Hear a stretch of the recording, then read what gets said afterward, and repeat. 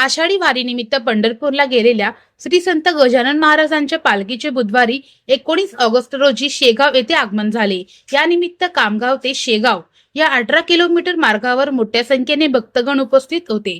गण गण गणातभोवतीच्या जयघोषाने सारा परिसर दुमदुमून गेला होता। पालखी सोहळ्यामुळे मार्गावर भव्य यात्रेचे स्वरूप झाले होते। आषाढी वारीत श्री संत गजानन महाराज संस्थान शेगाव पालखी सोहळ्याची सर्व भाविकांना विशेष ओढ असते। विदर्भातील बुलढाणा येथून ही पालखी निघते। सदर पालखी श्री विठ्ठल दर्शनासाठी 700 किलोमीटर प्रवास करते। बुलढाणा, अकोला, वाशिम, इंगोली, परभणी, बीड, धाराशिव मार्गे 33 दिवसात सोलापुरात येते। अतिशय उत्साहपूर्ण व दिमागदार वातावरण असते। यंदा पालखीचे 57वे वर्ष होते। या पालखीतील वारकरी उत्कृष्ट व्यवस्थापन, स्वयंशिस्त, स्वच्छतेचा संदेश देतात। असंख्य पताकाधारी, टाळकरी, वारकरी ही या पालखीचे मुख्य आकर्षण आहे। ते नेत्रदीपक व लक्षवेधी असते। टाळकरी पांढरा गणवेश घालून समता व ममताचा संदेश देतात।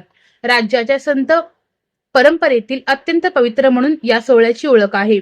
या पालखीचा मुक्काम झाल्यावर निघताना स्वच्छता मोहीम वारकरी राबवितात।